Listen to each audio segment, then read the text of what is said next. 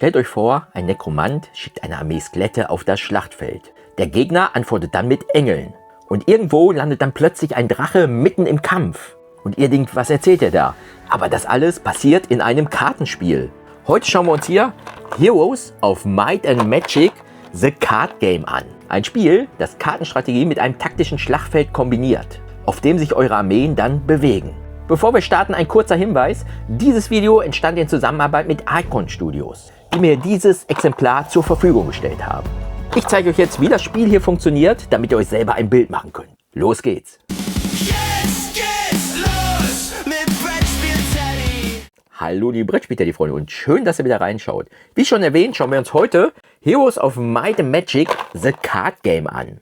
Das Spiel überträgt das bekannte Fantasy-Strategiegefühl der Heroes-Reihe in ein strategisches Duellkartenspiel für 2 Personen. Dabei kombiniert es mehrere Mechaniken. Zunächst mal die Kartenspielstrategie, dann haben wir taktische Bewegungen auf dem Spielfeld und zum Schluss natürlich die Kämpfe zwischen den Armeen. Das Ergebnis ist ein Spiel, das sich so ein bisschen wie eine Mischung aus Kartenspiel und taktischen Strategiespiel anfühlt. Das Spiel wurde ursprünglich auf GameFound hier finanziert und da bekommt ihr auch eine viel größere Kiste. Das ist hier wirklich nur so ein Probepack. Wenn ihr noch teilnehmen wollt, der Pledge Manager öffnet erneut am 31.03. Und wenn ihr euch das Projekt genauer anschauen wollt, findet ihr den Link unten in der Beschreibung. Ein kleiner Hinweis noch vorab, bevor wir starten: Die Karten, die ich euch heute zeige, sind wie alles andere hier auch noch im Prototypenstatus. Obwohl ich finde, ich weiß nicht, ob man erkennen kann, die glitzern hier so richtig, dass die wirklich schon toll aussehen. Das bedeutet aber, dass sich die Karten wirklich von der finalen Version, die ihr hinterher bekommt, noch unterscheiden können. Und Icon Studios hat auch schon angekündigt, dass die Karten wohl nochmal überarbeitet werden. So, genug Informationen, jetzt starten wir direkt rein. Das Ziel des Spiels ist relativ klar: Ihr versucht den gegnerischen Helden zu besiegen. Ein Spieler gewinnt, wenn der gegnerische Held 20 Schaden hat oder wenn der Gegner keine Karten mehr im Deck oder keine Einheit mehr auf dem Spielplan hat. Es handelt sich also um ein klassisches Duellspiel für 2 Personen. Dann schauen wir uns zuerst mal das Material an. Jeder Spieler besitzt ein eigenes Kingdom-Set, ein Kartenset. Dieses besteht aus einem Helden, den seht ihr hier. Wir haben ein Kartendeck, was zu dem Helden gehört, das sehen wir da. Dann haben wir hier die Statistikkarten. Ihr seht, die unterscheiden sich hier anhand der Symbole und das ist unsere Währung in diesem Spiel. Mit diesen bezahlen wir hinterher Karten, wenn wir die ausspielen wollen. Wir haben hier jeder 3 Vanguard-Karten und die verschiedensten Einheitenkarten, die aber mit hier im Hauptdeck drin sind. Und natürlich haben wir hier noch die Spielmatte und die verschiedenen Token. Dann kommen wir auch zum Spielaufbau. Jeder Spieler erhält seinen Helden und dieser wird in der untersten Reihe in der Mitte auf unserem Taktikfeld gelegt. Der gegnerische Held liegt genau gegenüber, auch in der Mitte. Dann bekommt jeder Spieler sein Kartendeck. Die Statistikkarten werden bereitgelegt, das ist ja unsere Währung. Und wie viele Karten es gibt, das sagt uns unser Held. Ja, wir haben ja 4 verschiedene Arten und hier sehen wir genau, wie viel wir von jeder Art bekommen. Dann haben wir noch die Location Cards, zu erkennen hier an Control. Beim Spielaufbau legen die Spieler abwechselnd ihre Locations verdeckt aus. Beginnt mit dem Startspieler. Jeder legt dabei auf seine eigene Spielfeldseite zuerst eine Karte in die 2. Reihe, die nächste kommt in die 3. Reihe und die 3. schließlich in die mittlere Reihe. Wichtig ist dabei, pro Spalte darf jeweils nur eine Location liegen. Und zu guter Letzt zieht jeder Spieler noch 7 Karten auf die Hand. Gespielt wird auf diesem 7×7 Spielfeld.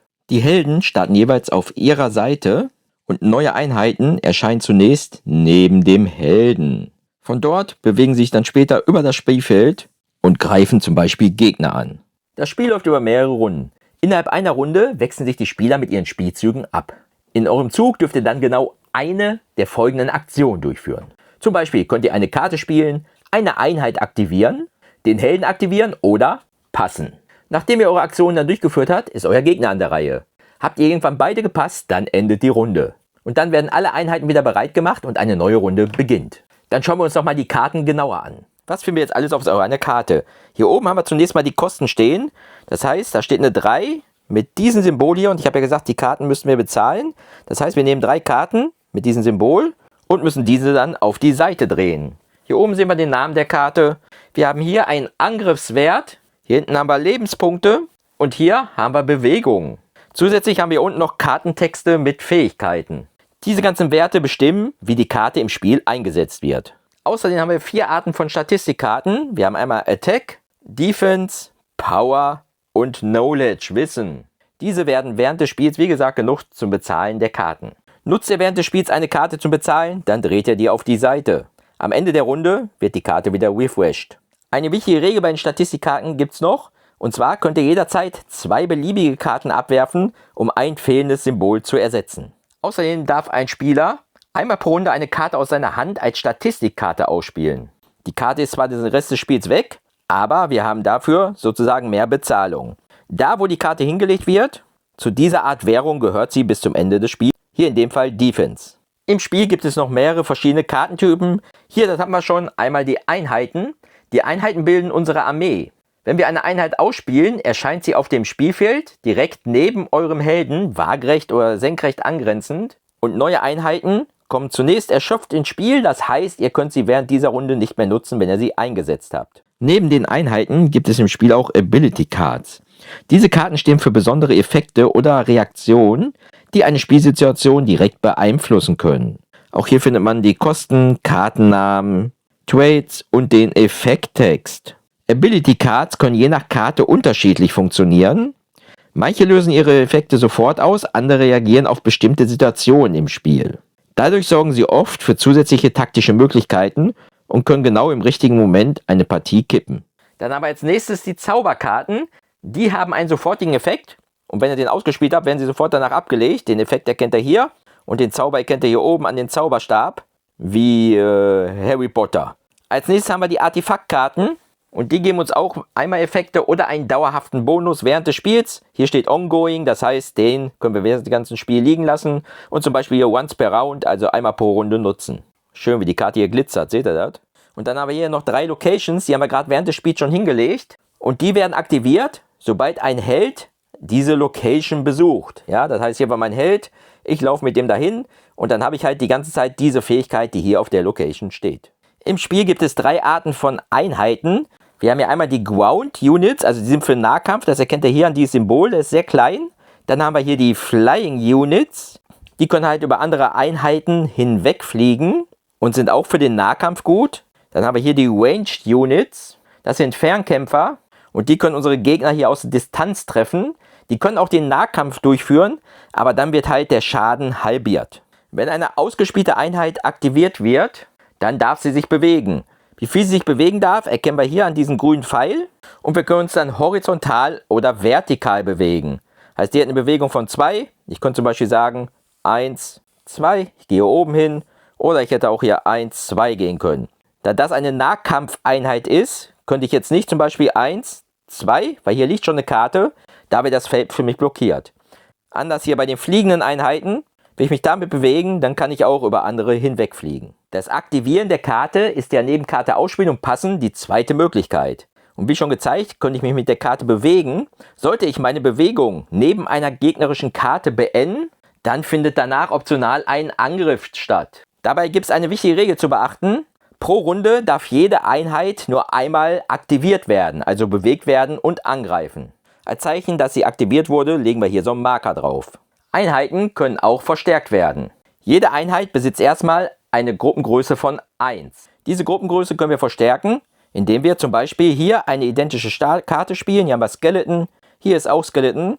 Das heißt, ich würde die Kosten bezahlen, die Karte spielen und dann hätte die Einheit eine Größe von 2 und das wird gezeigt durch diesen Marker, der da drauf gelegt wird. Ja? Also 1 plus jeder Marker, der da drauf liegt. Die zweite Möglichkeit ist, ich habe eine identische Karte, hier 2 Skeleton und bewege mich auf diese Karte. Das ist auch die einzige Möglichkeit, wie man ein Feld belegen kann.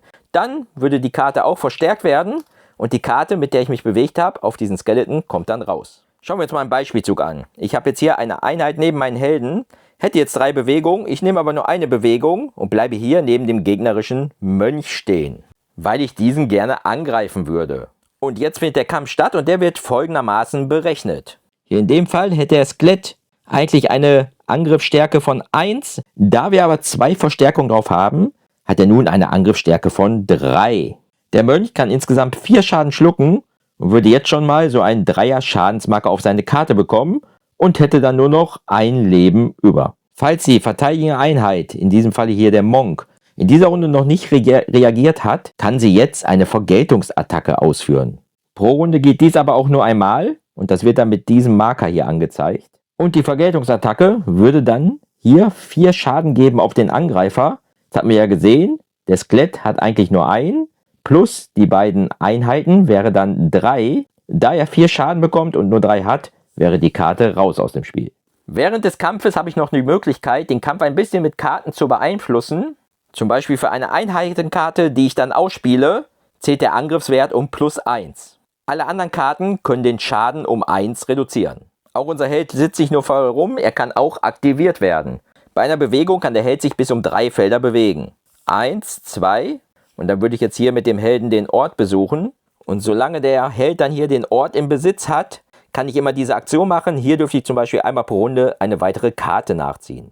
Die Runde geht dann so lange, bis beide gepasst haben und am Ende der Runde können wir unsere ganzen Karten wieder auffrischen.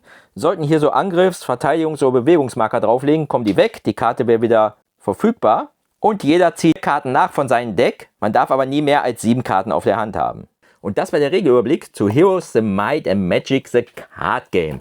Ein kleiner Hinweis noch. Hier auf der Rückseite, wenn ihr gesehen haben solltet, weiß ich ja nicht, da sind Würfel drauf. Die waren eigentlich ursprünglich erst geplant fürs Spiel, aber in der endgültigen Version werden keine Würfel dabei sein, wegen dem Glücksfaktor. Das Spiel hier kombiniert mehrere strategische Ebenen. Wir müssen gut auf unser Deck achten, wir müssen gucken, wo platzieren wir unsere Truppen hier auf dem Spielplan, wann spielen wir diese Karten aus und bekommen wir vielleicht hier diese relativ starken Location in unserem Besitz. Heroes of Might and Magic the Card Game kombiniert ein Kartenspiel mit einem taktischen Schlachtfeld. Die Mischung aus Fantasy-Thema, Kartenstrategie und Bewegung auf dem Spielfeld macht jede Partie zu einem spannenden Duell. Und wenn ihr euch das Projekt genauer anschauen wollt, dann geht mal unten auf den Gamefound-Link und schaut euch mal an, wie viele Karten es noch gibt. Ich glaube 12.225. Kennt ihr Heroes of Might and Magic schon früher als Computerspiel? Welche Fraktion würdet ihr denn spielen, wenn ihr das spielen wolltet? Die Engel, die Untoten oder vielleicht eine ganz andere Strategie? Schreibt es mir gerne in die Kommentare, lasst mir ein Abo und ein Like da und wir sehen uns im nächsten Video. Euer Olli vom Brettspiel Teddy. Tschüssi.